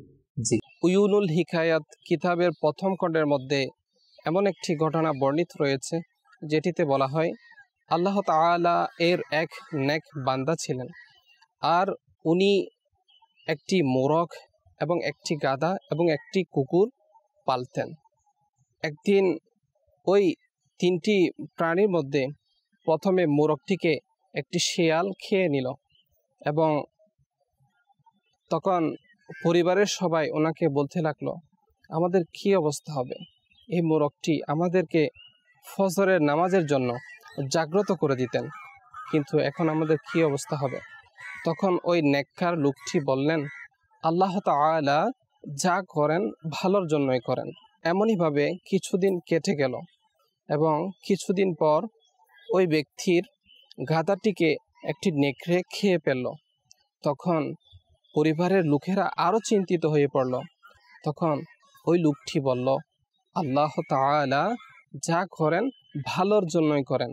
এমনইভাবে কিছুদিন অতিবাহিত হওয়ার পর ওই ব্যক্তির যে কুকুরটি ছিল, কুকুরটি অসুস্থ হয়ে মারা গেল এবং পরিবারের সদস্যরা আরও চিন্তিত হয়ে পড়ল যে কুকুরটি আমাদের বাড়ি পাহারা দিত, যে গাধাটি আমাদের আসবাবপত্র এবং পানি বহন করত, যে মোরগটি আমাদের ফজরের নামাজের জন্য ডেকে দিত, এই তিনটি বস্তু আমরা বিভিন্নভাবে হারিয়েছি। এখন আমাদের কি অবস্থা হবে? তখন ওই ব্যক্তিটি বলল, আল্লাহ তাআলা যা করেন ভালোর জন্যই করেন। এমনইভাবে কিছুদিন পর দেখা গেল ওই যে লোক যেখানে বসবাস করত ওই জায়গার মধ্যে শত্রুরা রাতের বেলা হামলা করলো এবং দেখা গেল ওই এলাকার মধ্যে যে বাড়িগুলোতে জীব জন্তু ছিল এবং তারা হাঁক ডাক ছাড়ার কারণে অন্যান্য বাড়িগুলো থেকে মানুষের আসবাবপত্র ছিনিয়ে নিল এবং মানুষগুলোকে বন্দি করে নিয়ে গেল। কিন্তু এই ব্যক্তির ঘরে কোনো ধরনের পশু না থাকার কারণে অন্ধকার থাকা অবস্থায় তার কোনো ক্ষতি হলো না এবং ঘরের সবাই নিরাপদ রইল। প্রিয় ইসলামী ভাইয়েরা ও মাদানী চ্যানেলের দর্শক শ্রোতা, আমাদের মধ্যে যখন বিপদ আসে তখন আমাদের উচিত ধৈর্য ধারণ করা, কেননা এই বিপদ হয়তো আমার জন্য মঙ্গল হতে পারে। সল্লু আলাল হাবিব সাল্লাল্লাহু আলা মুহাম্মদ সাল্লাল্লাহু তাআলা আলাইহি ওয়াসাল্লাম। মাশাআল্লাহ, আসলে খুব সুন্দর একটি ঘটনা, যেটা আমাদের অনুষ্ঠানের বিষয়ের সাথে কিন্তু রিলেটেড। এখান থেকে যে শিক্ষাটা, যে আল্লাহ তাআলা যাই করেন ভালোর জন্য করেন। আচ্ছা, আল্লাহ তাআলা আমার কাজকে অভাব দিয়েছেন, আল্লাহ তাআলা যাই করেন ভালোর জন্য করেন। হয়তো আমারও কিছু আগুনের ধন সম্পদ ছিল, এখন নাই, কিন্তু আল্লাহ তাআলা যাই করেন ভালোর জন্য করেন। আল্লাহ তাআলার উপর তাওয়াক্কুল, আল্লাহ তাআলার উপর বিশ্বাস, এটাই আমাদের শিক্ষা এই ভিডিও থেকে। তো এখন আপনারা আর যারা দর্শক রয়েছে এবং আমাদের মোবাল্লিগ মাশাআল্লাহ মাসুদ হুজুর রয়েছে, তো আমি কিছু অপশন আপনাদেরকে বলবো যে কোন রিসালা থেকে আমার এই মোবাল্লিগ বয়ান করেছে আপনাদেরকে বলতে হবে, এবং অপশনগুলো আমি আপনাদেরকে বলছি সহযোগিতার জন্য। কিছু অপশন দিচ্ছি, যেমনটা মৃত ব্যক্তির অনুশোচনা একটি রিসালা রয়েছে, এটা থেকে হতে পারে, অথবা মৃত ব্যক্তির অসহায়ত্ব, অথবা কবরবাসীদের 25টি ঘটনা, এবং আরেকটি অপশন যে ভয়ঙ্কর পানি, এবং আরেকটি অপশন দেওয়া হচ্ছে ব্যাং আরোহী বিচ্ছু। মাসুদ হুজুর কাছে যাবো, দেখি আমার হুজুর কোন অপশনটা দেয়। হুজুর মনে হয় অলরেডি হুজুরের থেকে জানাও হয়ে গিয়েছে কোন রিসালা। আমি আবারও বলছি যে মৃত ব্যক্তির অসহায়ত্ব, মৃত ব্যক্তির অনুশোচনা, কবরবাসীদের 25টি ঘটনা, ভয়ঙ্কর প্রাণী, ব্যাং আরোহী বিচ্ছু। কোন রিসালা থেকে হতে পারে? প্রাণী ব্যাং আরোহী বিচ্ছু দুটো এক না আলাদা আলাদা? আলাদা আলাদা।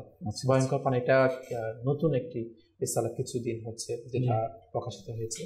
এবং আরেকটি অপশন রয়েছে ব্যাং আরোহী বিচ্ছু এবং কবরবাসীদের 25টি ঘটনা, এবং মৃত ব্যক্তির অনুশোচনা, এবং তার পাশাপাশি মৃত ব্যক্তির অসহায়ত্ব একটি রিসালা রয়েছে। এখন আপনাদেরকে বলতে হবে কোন রিসালা থেকে। যে কিতাবের মধ্যে রয়েছে, কিতাবটার নাম বলে দিচ্ছি, যদিও সেটা আপনার অপশনে নাই, সেটা হচ্ছে অয়ুনুল হিকায়াত। আপনি তো মানে আরো উপরের লেভেলে চলে গেলেন আর কি। জি জি জি। কিন্তু আমির আলোচনা আমাদের কাতুমারা লিখিত রিসালা অথবা আমাদের প্রকাশনা পরিষদ থেকে কিতাব, এটা কোন রিসালা থেকে হতে পারে? হিকায়াত এটা আমাদের এটা হবে না, কেননা আপনি বললেন যে, আমি এটাও বলে দিয়েছি, শর্ত দিয়ে দিয়েছিলাম প্রথমে যে আমাদের মাকতাবাতুল মদিনা থেকে প্রকাশিত রিসালা। এটা মাকতাবাতুল মদিনার প্রকাশ, এটা কিন্তু এখনো বাংলা হয়নি। আচ্ছা আচ্ছা, এটা উইয়ুন হিকায়াত আসলে আমার জানা মতে বাংলা হয়নি এখনো, আসে না এখনো পাবলিশড হয়ে। জি, পাবলিশ হয়নি এখনো, সেজন্য বাংলা হতে হবে। কারণ আমরা অলরেডি যে রিসালাগুলো আমি অপশনে দিয়েছি সেগুলো বাংলা পাওয়া যাচ্ছে আমাদের বাংলাদেশের মধ্যে, সেজন্য 10টা প্রশ্ন করি এরপর মাদানী কাসুরির মতো। জি জি জি, যেমন 10টা মাদানী কাসুরি করলে হয় না, তো তাহলে আপনাকে অপশন 5টা দিয়ে দিলাম, এখন বলতে হবে কোনটা থেকে হতে পারে। আল্লাহ, মৃত ব্যক্তির অসহায়ত্ব এবং অনুশোচনা। মৃত ব্যক্তির অনুশোচনা তো নাই নাই নাই আচ্ছা, তারপর খবরবাসীদের 25টি ঘটনা, ভয়ঙ্কর প্রাণী, তারপর রয়েছে ব্যাং আরোহী বিচ্ছু। ভয়ঙ্কর প্রাণী বা ব্যাং আরোহী বিচ্ছু, এই দুটো শেষ না? জি, এই 5টা আপনাকে অপশন দেওয়া, এই দুটোর মধ্যে কোন একটা থাকতে পারে। আচ্ছা, আমাদের মাসুদ হুজুর মাশাআল্লাহ তিনি বলছেন যে ভয়ঙ্কর প্রাণী বা ব্যাং আরোহী বিচ্ছু থেকে যে কোনো একটি থেকে হতে পারে। তা আশা করি হুজুর অলরেডি জেনে গিয়েছেন যে কোন রিসালার মধ্যে। জি হুজুর, সঠিক উত্তর দেওয়ার জন্য আপনাকে অনুরোধ জানাচ্ছি, কোন রিসালা থেকে? ব্যাং আরোহী বিচ্ছু। সুবহানাল্লাহ, আমার হুজুর উত্তর মাশাআল্লাহ সঠিক হয়েছে, ব্যাং আরোহী বিচ্ছু। জি হ্যাঁ, এই ব্যাং আরোহী বিচ্ছু ঘটনার মধ্যে কি এই রিসালার মধ্যে কিন্তু খুব এরকমই অনেক ঘটনা রয়েছে যেগুলো কিন্তু অনেক মনোমুগ্ধকর। যেমন একটি বিচ্ছু নিয়েও এরকম একটা ব্যাঙের উপর একটা বিচ্ছু, কি যেটা নামটা শুনলে আপনারা বুঝতে পারছেন কত একটা আকর্ষণীয় এবং কি মনোমুগ্ধ ঘটনা হতে পারে। হুজুর দেখা যায় যারা এরকম অভাবের মধ্যে পড়ে, জি, আমরা এই অভাবের মধ্যে পড়ে হাত পাতা শুরু করে দিই, এই বিষয়ে আপনি কি বলবেন? যে আমরা আসলে কি যাদের সুস্থ শরীর রয়েছে, যাদের আল্লাহ তাআলা সামর্থ্য দিয়েছে কোনো পরিশ্রম করে ইনকাম করার, এই পথ থেকে বেছে না নিয়ে তারা খুব সহজেই হাত পাতা শুরু করে দেয়, এই বিষয়ে আপনি কি বলবেন? আল্লাহ তাআলা তাদের অবস্থার উপর দয়া করুক। হাত এমন একটা পবিত্র জিনিস, হাতের কথা কোরআনে পাকের মধ্যে আসছে যে সাহাবায়ে কেরাম আলী রিদওয়ান এই হাত হুজুর পাক সাল্লাল্লাহু আলাইহি ওয়াসাল্লাম হাত মোবারক করে রেখে তারা বায়াত গ্রহণ করতেন, তারা ইসলাম গ্রহণ করতেন। এই হাতের অনেক দাম। এক বুজুর্গ রহমতুল্লাহ তাআলা, জি, যিনি এক অনেক বড় বুজুর্গের মুরিদ ছিলেন, জি, তো হঠাৎ উনি ডুবে যাচ্ছেন, মুরিদ ডুবে যাচ্ছেন, তো খাজা খিজির আলাইহিস সালাম জাহির হলেন। সুবহানাল্লাহ। কারণ ওনার দায়িত্ব জলের মধ্যে বেশিরভাগ। ইনি নবী, ইনি এখনো হায়াতের মধ্যে আছেন, যে দুনিয়া যখন শেষ পর্যায়ে পৌঁছে যাবে তখন তার ইন্তেকাল হবে। তো হযরতে খিজির আলাইহিস সালাম বললেন যে হাত দাও, আমি তোমাকে উদ্ধার করি। সুবহানাল্লাহ। তো তিনি বললেন হাত তো আমি একজনকে দিয়ে দিয়েছি, আপনাকে কেন দিব? আল্লাহু আমার হাত তো আমার পীরের হাতে দিয়েছি। সুবহানাল্লাহ। তো পীরের নামটা এই মুহূর্তে স্মরণ আসছে না। তো তিনি বললেন আমার পীরের হাতে আমি কারো হাতে দিব না, এই হাত দেওয়ার জন্য একবার দিয়ে দিয়েছি। তখন ওনার পীর উপস্থিত হলেন, জাহির হলেন এবং তাকে বাঁচালেন। সুবহানাল্লাহ, সুবহানাল্লাহ। হাত এটার অনেক দাম। ইমাম হুসাইন রাদিয়াল্লাহু তাআলা আনহু যদি ইয়াজিদের সাথে হাতটা মিলাতেন একটু করে, দুনিয়ার বাদশাহী জাহিরিভাবে হয়তো পেতেন, জি, এত দ্বন্দ্ব হতো না, কিন্তু ইসলামের স্বার্থে হক আর বাতিলকে পার্থক্য করার জন্য ইমাম হুসাইন রাদিয়াল্লাহু তাআলা হাত মিলান নাই, দরকারে উনি মাথা দিয়ে দিয়েছে। এটা থেকে শিক্ষা গ্রহণ করা দরকার। হাত এটা আল্লাহ তাআলার অনেক বড় একটা দয়া। সুবহানাল্লাহ। যার তার কাছে পাতা, এই হাত নামাজের পর আল্লাহ তাআলার ব্যাপারে পাতে। সুবহানাল্লাহ। আল্লাহ তুমি রহমত এই হাতে নাজিল করো, সেজন্য হাতে রহমত নাজিল হয়, হয়তো আমরা দেখি না আর কি। যার চেহারার মধ্যে বুজুর্গরা বলছেন এরপর তোমার চেহারা মুখের মতো মালিশ করে ফেলো, সুবহানাল্লাহ, চেহারা নূরানি হয়ে যাবে ইনশাআল্লাহ। তো দেখেন হাত এটা পাতার জন্য না, আল্লাহ আমাদের যখন মুসিবত আসবে তখন আল্লাহ তাআলার দরবারে শুকরিয়া আদায় করে 2 রাকাত নামাজ পড়ি। মানে হাতটা অনেক দামি, এটা যার তার কাছে হাতটা পাতার জন্য আল্লাহ তাআলা আমাকে দেন, যদি পাততে হয় তাহলে কি মাওলার দরবার পাই। সুবহানাল্লাহ। দোয়া করি, আল্লাহ ওয়ালাদের কাছে যাই, বলি ইনশাআল্লাহ ওনাদের সদকায় ওনাদের উসিলায় আল্লাহ তাআলা দয়া নাজিল হবে ইনশাআল্লাহ, তার অভাব দূর হয়ে যাবে ইনশাআল্লাহ। দেখেন নামাজটা ধরে নেই, নামাজটা যদি আমরা পড়ি তো আল্লাহ তাআলা তার উপর রহমত নাজিল করেন, তার অভাবকে দূর করে দেন, তাকে ভালো রাখেন। নামাজটা আমরা ঠিকমতো পড়ছি না, নামাজের পরে কিছু ওয়াজিফা আছে সেগুলো আমরা পড়ি না, আয়াতুল কুরসি আছে সেগুলো পড়ি না, তারপর আপনার সূরা হাশরের কিছু আয়াত আছে, 3টা আয়াত আছে, অনেক ফজিলত পড়ি না, রাতে সূরা ওয়াকিয়া পড়ি না, আমরা সূরা ইয়াসিন শরীফ পড়ি না, আমরা সূরা ওয়াকিয়া পড়ি না। সূরা ওয়াকিয়া এমন একটা মানে গুণ এবং ফজিলত সম্মিলিত কিতাব। এক সাহাবী রাসূল হযরত আব্দুল্লাহ ইবনে মাসউদ রাদিয়াল্লাহু তাআলা যিনি ইন্তেকাল করছেন, ওই মুহূর্তে ওনার দরবারে খলিফা উপস্থিত হলেন যে আপনি অনুমতি দিলে আপনার জন্য কিছু বাইতুল মাল থেকে ব্যবস্থা করে দেয় আপনার পরিবারের জন্য। আচ্ছা, খুব অভাব, আপনার তো দেখা যাচ্ছে অনেক অভাবের মধ্যে রয়েছে। কেন? আমি আমার বাচ্চাদেরকে সূরা ওয়াকিয়া শিক্ষা দিয়েছি, সূরা ওয়াকিয়া জানে, এটা তাদের জন্য যথেষ্ট। সূরা ওয়াকিয়া যে ঘরের মধ্যে সন্ধ্যাকালীন সময়ে পড়া হয়, তো ওই ঘরের মধ্যে ফাঁকা, অভাব প্রবেশ করতে পারে না। সুবহানাল্লাহ, সুবহানাল্লাহ। আল্লাহর উপর তাওয়াক্কুলের শিক্ষা দেয়া এবং কোরআন ও হাদিস মোতাবেক যে সমস্ত ওয়াজিফা আওরাদ রয়েছে সেগুলো আমরা পড়ি এবং চেষ্টা করি হালাল রিজিক তালাশের জন্য চেষ্টা করি, ইনশাআল্লাহ মানুষের কাছে হাত পাততে হবে না। কিতাবের মধ্যে লেখা হয়েছে, আমির আল সুন্নাত দামাত বারাকাতুহু আলিয়া লিখেছেন যে হালাল রিজিকের যে মাদানী ফুল 50টা মাদানী ফুল আমির আল সুন্নাত একটা কিতাবের মধ্যে সন্নিবেশ করেছেন। আচ্ছা, হালাল উপার্জনের 50টি মাদানী ফুল, সেখানে আমাদের লেখা আছে এমন কিছু কাউসার ভাই গুনাহ আছে, আমি হাদিসে পাকের সারমর্ম বলছি, এমন কিছু গুনাহ রয়েছে যেগুলো নামাজের মাধ্যমে কাফারা আদায় হয় না। আচ্ছা, নামাজ পড়লে যেগুলো মাফ হয় না, যাকাত দিলেও মাফ হচ্ছে না, হজ করলেও মাফ হয় না। আচ্ছা, এই গুনাহগুলো কখন মাফ হয়? যখন আপনি হালাল রিজিক তালাশের জন্য বেরিয়ে পড়েন এবং টেনশনের মধ্যে পড়ে যান, ওই টেনশনের কারণে আপনার ওই গুনাহগুলো মাফ হয়ে যায়। সুবহানাল্লাহ। যে মনে করেন আজকে পুরো দিন দোকান খুলে বসে আছেন, কোনো কাস্টমার আসছে না, টেনশন পেরেশান, আজকের অবস্থা কেমন? আমি যদি আমার মালটা বিক্রি করতেন আপনাদের পরিবারের জন্য হয়তো চাল নিয়ে যেতে পারবো না, এরকম অনেকের অবস্থা অনেকের রয়েছে। টেনশন করছেন আপনি আপনার পরিবারের ভরণ পোষণের জন্য, হালাল রিজিকের জন্য। আপনি চাইলে 2 নম্বরে ব্যবসা করতে পারতেন, আপনি চাইলে চুরি করতে পারতেন, ডাকাতি করতে পারতেন, আপনি পকেট মার করতে পারতেন। এই সমস্ত বাজে কাজ না করে আপনি হালাল পণ্য নিয়ে হালাল পন্থায় আপনি ব্যবসা করছেন, যেটা আল্লাহ তাআলা আপনাকে বরকত নসিব। আসলে হুজুর একটা বিষয়, অনেক সময় রাস্তা দিয়ে যখন যায় এমন কিছু মানুষ দেখতে পাই যারা হয়তো বা তার শরীরে সবকিছু সুস্থ হয়েছে, তারপরে কিন্তু সে ভিক্ষা করছে। আমাকে এমন কিছু মানুষ মাশাআল্লাহ দেখি, দেখা যায় তার হলো হাত নেই বা পা নেই, এমন কিছু তার অঙ্গ প্রত্যঙ্গ কিছু বিচ্ছিন্ন রয়েছে, এরপরও সে কত কষ্ট করে সামান্য কোনো একটা কিছু নিয়ে বিক্রির জন্য বসে আছে রাস্তার পাশে। কখন সে এটা বিক্রি করবে, কি সামান্য একটু ফল বা শাক বা সবজি কোনো কিছু নিয়ে বসে রয়েছে, বরকত দান করুক। মানে এরকম অনেক যারা কিন্তু বসে থাকে, তারা কিন্তু হাত পা থেকে বেঁচে থেকে আল্লাহ তাআলার উপর ভরসা রেখে কোনো কিছু আয় রোজগারের মধ্যে নেমে যায়, যেমন আল্লাহ তাআলা আমাকে আল্লাহ তাআলার উপর ভরসা রেখে। হাত পাতা অনেক বড় একটা অপমানজনক কাজ, এটা না করা চাই। হ্যাঁ, যে একদম আসলে কি শারীরিকভাবেও বিকল, যে কাজ করতে সমর্থ না, যার এরকম কোনো ইনকামের সোর্স নেই, যার মা বাবা ভাই বোন আত্মীয় স্বজন বলতে তেমন কেউ নাই যার তাকে সহযোগিতা করছে না, বাধ্য হয়ে, অথবা থাকলেও তারা সহযোগিতা করছে না, বাধ্য হয়ে সে যদি হাত পাতে, সে যদি আসলে গরিব ফকির বা মিসকিন হয়, শরীয়তে যেই খাতগুলা রেখেছে ওই খাতের মধ্যে যদি সে পড়ে, তাহলে সে হাত পাততে পারে। তার জন্য হাত পাতাটা জায়েজ। অনুপযুক্ত ব্যক্তি হাত পাতাটা তার জন্য এটা হারাম, এবং তাকে যে দান করছে সে গুনাহগার হচ্ছে।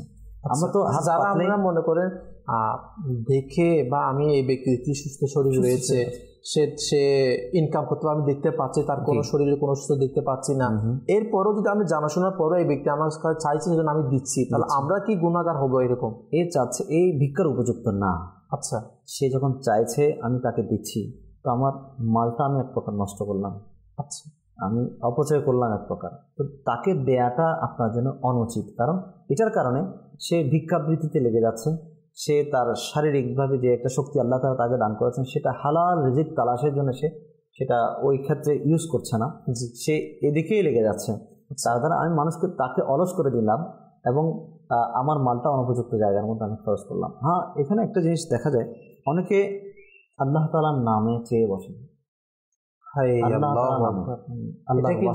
এখন তো অ্যাভেলেবেল দেখা যাচ্ছে যে রাস্তার মধ্যে গেলে সব ক্ষেত্রে গাড়িতে যান, রাস্তার মধ্যে সব ক্ষেত্রে এখন আল্লাহর নামে টাকা দিয়ে দেন না, অথবা বিভিন্ন আরবি কিছু নিয়ে আসে, যেগুলো তাদের মধ্যে হাদিসে পাকের মধ্যে আছে। মসজিদের মধ্যে কেউ যদি চায় কোনো কিছু, আমাদের মসজিদের মধ্যে দেখি নামাজ শেষ হওয়ার সাথে সাথে অনেকে দাঁড়িয়ে যায় যে আমার এই সমস্যা, নামাজের পর আমি বাইরে দাঁড়াবো, আমাকে একটু কেউ কিছু দিয়ে।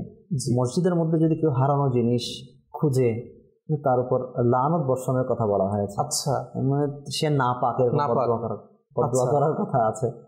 সে মসজিদে চাওয়া, এটা তালাশ করা উচিত না। যদি চাইতে হয় আল্লাহ তাআলা দরবারে চাইবে। আর হ্যাঁ, কেউ যদি আল্লাহ তাআলার নামে চায়, চাওয়াটা অনুচিত, কিন্তু কেউ যদি চেয়ে বসে, তো আল্লাহ তাআলার নামের দিকে সম্মান রেখে কেউ যদি কিছু দান করে, তার দেয়াটা মোটামুটি বৈধ, এবং কিন্তু ওই ব্যক্তির জন্য নেওয়াটা উচিত হয় না। তো উভয়ে কিয়ামতের দিন হিসাব নিকাশ হবে। তাই আমাদের বিশেষ করে জাকাত যেটা ওয়াজিব সদকা, নফল সদকা তো গেল, তো ওয়াজিব সদকা যেটা জাকাত, ফিতরা ইত্যাদি, আমরা যে কোনো জায়গায় দিয়ে দিই, যে ওই সদকা খাওয়ার উপযুক্ত না, তাকেও আমরা ওই জিনিসটা দিয়ে দিই। তখন এটা দেওয়ার আগে খেয়াল রাখা উচিত এই ব্যক্তি যোগ্য কিনা এটার জন্য। আমার জাকাতটা আদায় হচ্ছে না, আমার ফিতরাটা আদায় হচ্ছে না, অনাদায়ী আমি থেকে গেলাম, আমি গুনাহগার থেকে গেলাম, আর উনি নিচ্ছে, ওনার জন্য এটা উপযুক্ত হচ্ছে না। তো এই বিষয়ে আহকাম আমাদের শিখতে হবে। আমরা এটা জেনেছি যে কিতাবের মধ্যে রয়েছে যারা এরকম হাত পাতে বা যারা শরীরের অনুমতি ব্যতীত যার থেকে হাত পাতার নিয়মে, যেটা বললেন যে আপনি এরকম নিয়ম থাকবে তাহলে হাত পাততে পারবে, যারা এরকম শরীরের সীমার বাইরে গিয়ে হাত পাতে, কিতাবের মধ্যে যেটা হাদিসের বেশি পড়লাম যে তাদের কিয়ামতের দিন তাদের শরীরে কোনো মাংস থাকবে না, তাদের শুধুমাত্র হাড় থাকবে আর চামড়াটা থাকবে। এমনকি কিয়ামতের দিন মানুষরা নাকি তাদের চেহারা দেখে বুঝে যাবে এই ব্যক্তি দুনিয়াতে থাকবে মানুষের কাছে কি হাত পাতত। তবে এটা হচ্ছে অনেক বড় একটা নিচু একটা আত্মসম্মানবোধ একটা কাজে কথা আছে না। আরেকটি একটা ঘটনা মনে এরকম শুনলাম যে এক ব্যক্তি নাকি রেল স্টেশনের মধ্যে মানে আপনার বসে হাত পাচ্ছে, মানে ভিক্ষা চাইছে, এবং তার পাশে একটা বক্সের বালতির মধ্যে একটা কলমও রয়েছে। এক ব্যক্তি যাচ্ছে, সে এক ব্যবসায়ী, বড় মানে বিজনেসম্যান, সে যাওয়ার সময় ওই ব্যক্তিকে $1 দিল।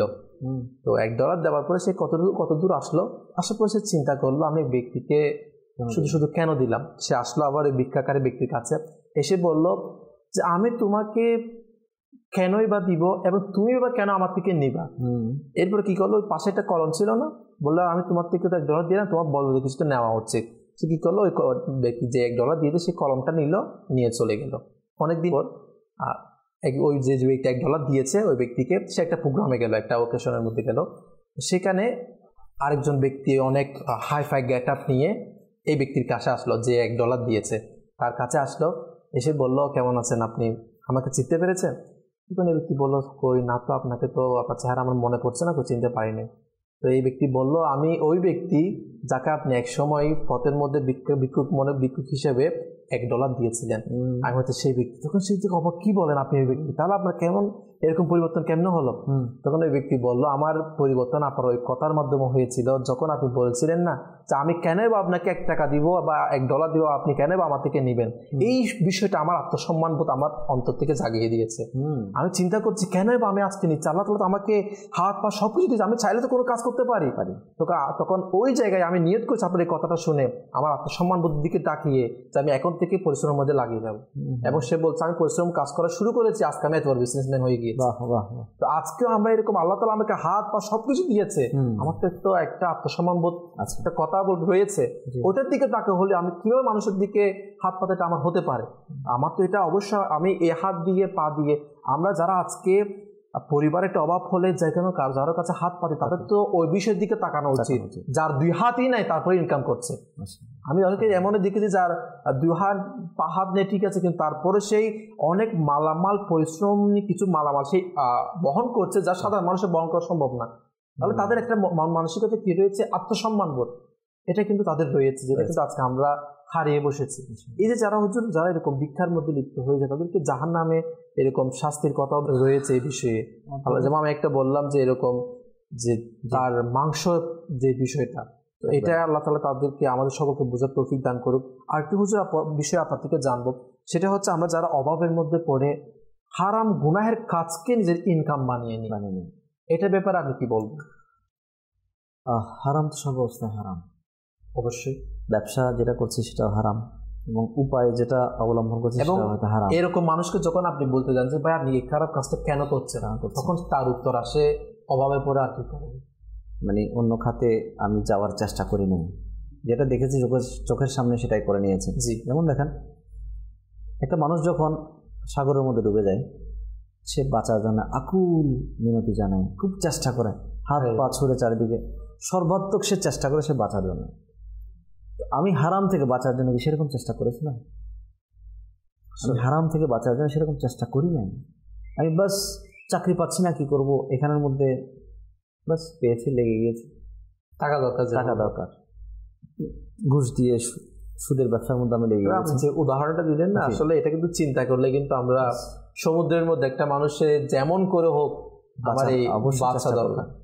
দেখেন ইমাম গাজালি রাহমাতুল্লাহ তাআলা বলছেন, যে ব্যক্তি মানে হালাল ইনকাম করার জন্য অপমানজনক স্থানে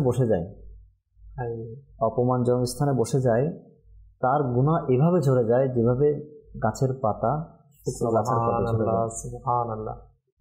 তাহলে অপমানজনক স্থান বলতে আপনি বলতে পারেন আমি আমার জন্যে হয় রাস্তার ধারে বসে কোনো কিছু বিক্রি করা, আমার মানে স্ট্যাটাস অনুযায়ী এটা হয় না, আমি বসে গেছি হালাল ইনকামের আশায়।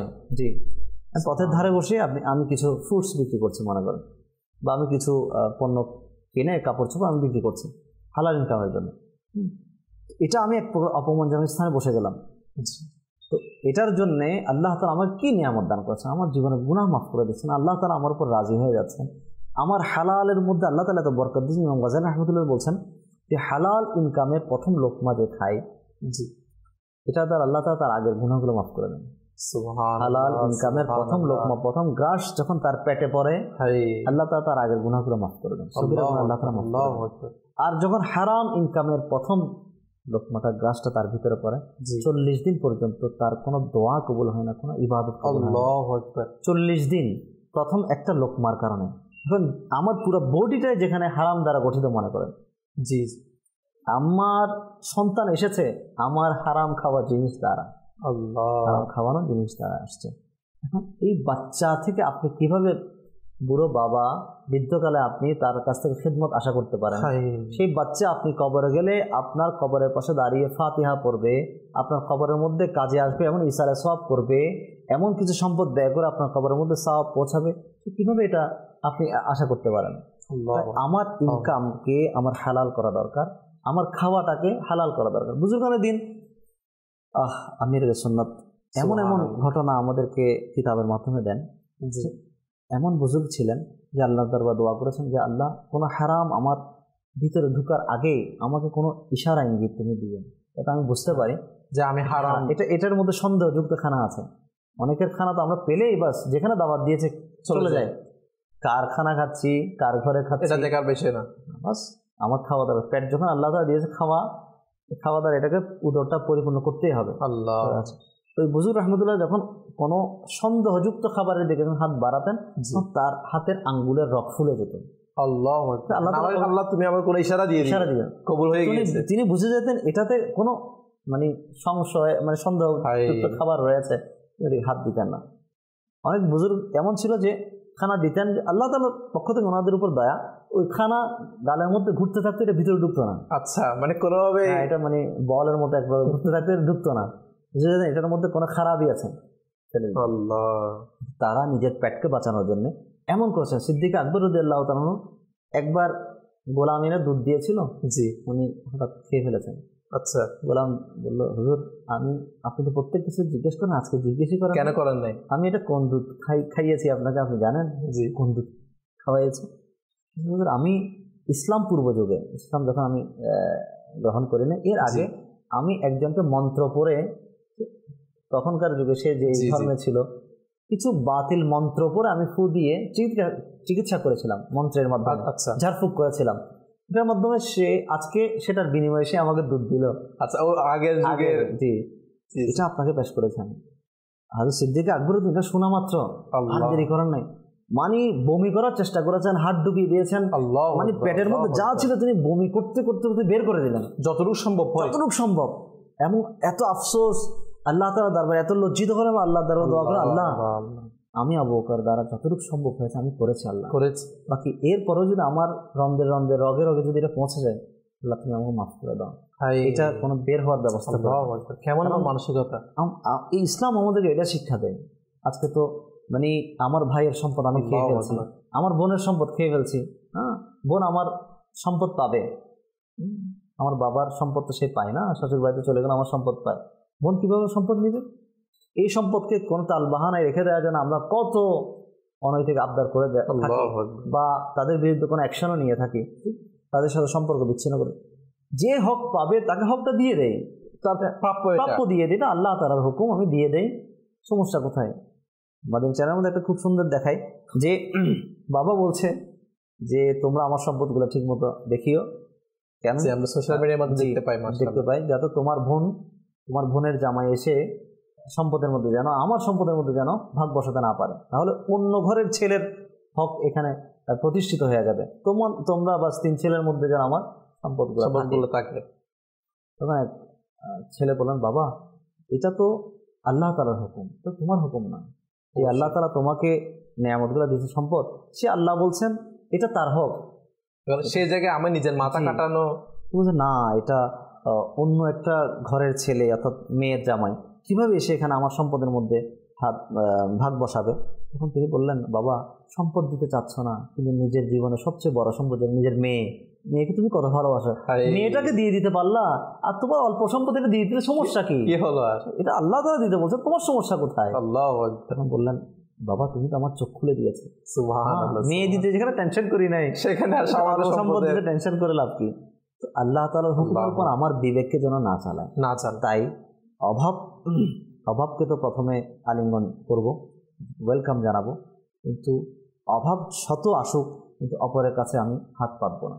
আল্লাহ তাআলার দরবারে দোয়া করব, ইনশাআল্লাহ আল্লাহ তাআলা এমন জায়গা থেকে আমাকে রিজিক দান করবেন যে কোরআনে পাকের মধ্যে ইরশাদ হচ্ছে যে আপনি গুমানও করতে পারবেন না চিন্তাও করতে পারবে না, এমন জায়গা থেকে আল্লাহ তাআলা আপনাকে রিজিক দান করবেন। সুবহানাল্লাহ, মানে আল্লাহ রিজিকের তাআলার উপর উপর তাওয়াক্কুল করবেন, সুবহানাল্লাহ, আল্লাহ তাআলা তার জন্য যথেষ্ট।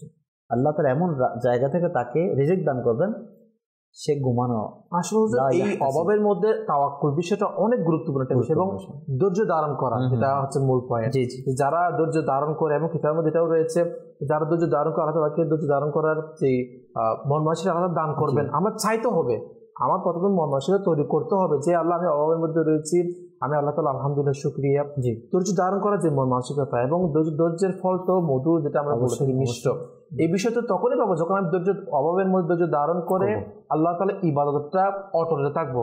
এখন হুজুর আপনি যে একটা পয়েন্ট বললেন, অনেক এমন রয়েছে যে আগে ইবাদত করতে সবকিছু রয়েছে, এখন যে অভাব আসার পরে তার ধৈর্য ধারণ করা বা ইবাদত করার এটা কি হয়ে যায়, নাড়াচড়া হয়ে যায়, বা এটা থেকে ছুটে যায়, সে বিষয়ে কি বলবেন? আমি তো বলবো ইবাদতের মাত্রা আরো বাড়িয়ে দেওয়া দরকার। আচ্ছা, মানে আগে যদি ইবাদত 5 ওয়াক্ত নামাজ তো পড়তাম, নফল নামাজ কিছু পড়তাম, আরো পরিমাণ দ্বিগুণ করে দেওয়া উচিত, দ্বিগুণ বাড়িয়ে দেওয়া দরকার। কেন? যে অভাবটা কার পক্ষ থেকে আসছে এটা দেখতে হবে। আমার মালিক আল্লাহ তাআলার পক্ষ থেকে আসছে, দেখতে হবে।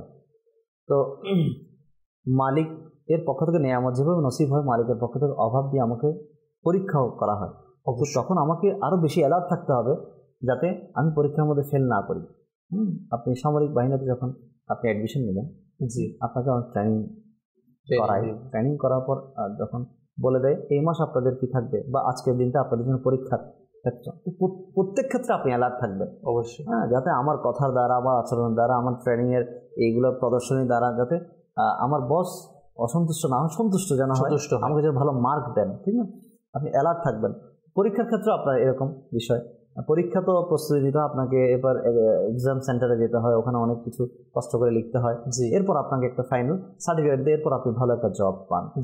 তো অনুরূপভাবে আমাকে চেষ্টা করতে হবে। আল্লাহ তাআলা কোরআনে পাকের মধ্যে যেখানে ইরশাদ করে দিয়েছেন, ওয়ালা নাবলুওয়ান্নাকুম বিশাইইন মিনাল খাউফি ওয়াল জুই ওয়া নাকসিন মিনাল আমওয়াল ওয়াল আনফুসি ওয়াত থামারাত। আল্লাহ তাআলা এভাবে খুব সুন্দর বর্ণনা দিয়েছেন যে আমি তোমাদের পরীক্ষা নিব ভয়ের মাধ্যমে, তোমাদের খিদার মাধ্যমে, তোমাদের জানের উপর আসবে, সম্পদের উপর ক্ষতি আসবে, হ্যাঁ, এটার দ্বারা তোমাদেরকে আমি পরীক্ষা নিব। আর এই মুসিবতের মধ্যে যারা আল্লাহ তাআলার উপর ভরসা করে তারা কামিয়াব। আল্লাহ তাআলার আল্লাহ তাআলার নিয়ামত লাভের জন্য যারা শুকরিয়া আদায় করে তারাই কামিয়াব। তারা বলে ইন্না লিল্লাহি ওয়া ইন্না ইলাইহি রাজিউন, আল্লাহ সব কিছু তোমার পক্ষ থেকে এসেছে, আমরা তোমার পক্ষ থেকে এসেছি, তোমার দিকে ধাবিত হতে হবে, যেতে হবে। তো দেখেন আল্লাহ তাআলা যখন দেখেন বান্দা ওই মাত্রায় পৌঁছে গেছে, বান্দা এখন টেনশনে নাই, বান্দা এই টেনশনে আছে আমার মালিক যেন আমার উপর নারাজ না হয়ে যায়, তো তখন আল্লাহ তাআলা ওই বান্দার পক্ষ থেকে অভাবটাকে দূর করেন, আল্লাহ তাআলা তাকে আরো নিয়ামত বাড়িয়ে দেন। উচিত মান ইয়াতাওয়াক্কাল আলাল্লাহ ফাহুয়া হাসবুহ, যে আল্লাহ তাআলার উপর তাওয়াক্কুল করে, ভরসা করে, আল্লাহ তাআলা তার জন্য যথেষ্ট। মানে আমার যত বিপদ আসে আল্লাহ তাআলা যথেষ্ট, আমার জন্য আল্লাহ তাআলাই এক, আমার দরকার। কারণ কোনো কিছু যদি চাইতে হয় আল্লাহ তাআলার দরবারে চাইবে। মাশাআল্লাহ, আমরা আজকে অনুষ্ঠান যে বিষয় নিয়েছি অভাবের স্বভাব নষ্ট, অনেক বিষয়, অনেক গুরুত্বপূর্ণ আমাদের এখন আমাদের জানার সৌভাগ্য হয়েছে। আল্লাহ তাআলার দরবারে দোয়া করে আল্লাহ তাআলা যেন আমাদেরকে এর উপর আমল করার তৌফিক দান করে, আল্লাহ তাআলার উপর ভরসা, ধৈর্য ধারণ করা, এটা হচ্ছে আমাদের মূল পয়েন্ট, মূল মাতনে ফুল। আল্লাহ তাআলা আমাদেরকে নিজেও আমল করা এবং অপর কাছে পৌঁছে দিয়ে নেকি হাসিল করার তৌফিক দান করুক। আমিন বিজাহি নবীনা আমিন সাল্লাল্লাহু তাআলা আলাইহি ওয়া আলিহি ওয়াসাল্লাম। সাল্লু আলাল হাবিব সাল্লাল্লাহু তাআলা আলা মুহাম্মদ সাল্লাল্লাহু তাআলা আলাইহি ওয়া আলিহি। ইসলামী জীবন, ইসলামী জীবন, ইসলামী জীবন, ইসলামী জীবন।